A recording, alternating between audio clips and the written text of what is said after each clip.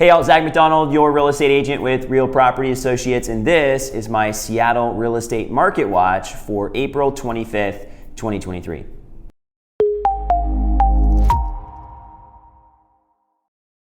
All right, the housing market continues to heat up here in the Seattle area, and something I'm seeing more over the past few weeks is the listing inventory picking up. More houses are coming on the market. Last week we had 536 houses come on the market in King and Snohomish County, and that's compared to 498 last week. So things are starting to pick up there with the new listings.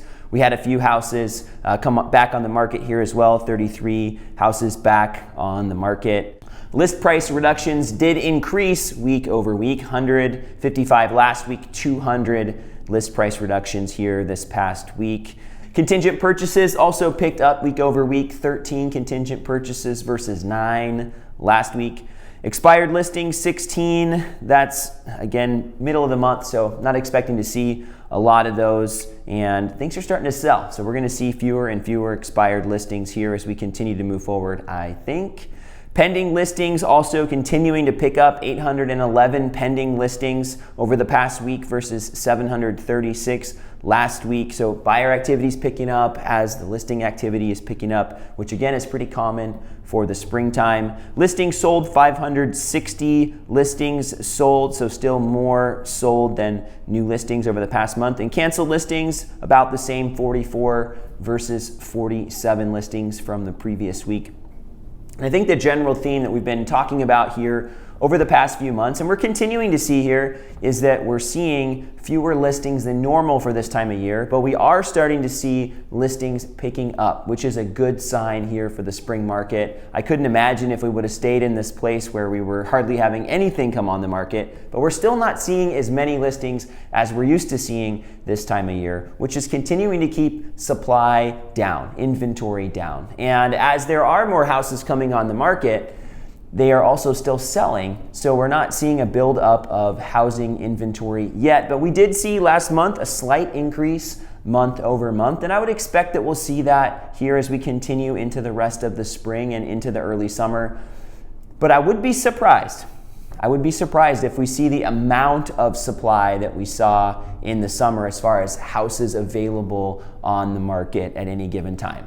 I think the big trend that we've been seeing is that we've been seeing fewer listings coming on the market. We're still seeing the buyer activity there, and it's keeping up, relatively speaking, here as we head towards the summer. So my hunch here as we hit the summer months is we'll see more homes on the market, but I also think that we're going to see homes still continuing to sell at a pretty good clip. We did see at the end of last month at our April market update, we saw that the time on market has been trending down. The median days on market has shrunk, and although the average is still a little higher, it's been trending down over the past few months, and I think we'll continue to see that trend with houses selling quicker. And it's interesting, we are seeing this place where some houses are priced a little bit higher maybe than they should be, and they're sitting on the market. But we also have houses that are simultaneously priced maybe on the lower side of their value, and they're selling quickly with multiple offers.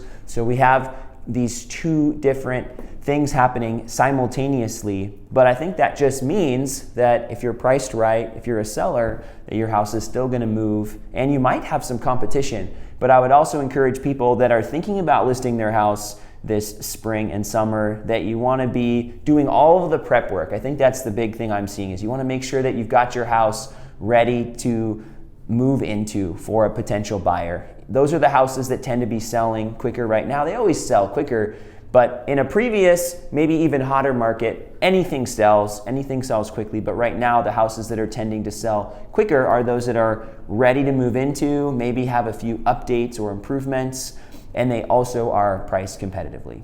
Interest rates have hovered in a similar place as last week, 6.59% as of Monday, 4/24's data off Mortgage News Daily's website. That was about the same, 6.61 last week when we filmed this video.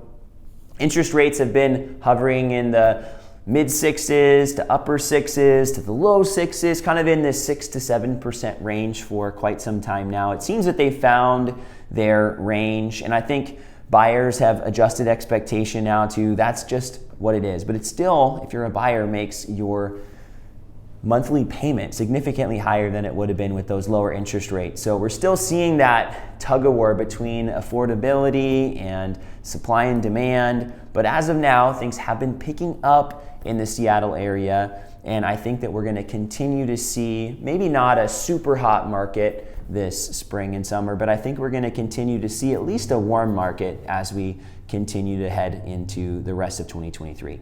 Thanks so much for watching this week's Seattle Real Estate Market Watch. I hope this video was helpful for you, and if you made it to the end, I'd appreciate some love, a comment, thumbs up, and if you want to see more videos like this on a regular basis, please hit that subscribe button.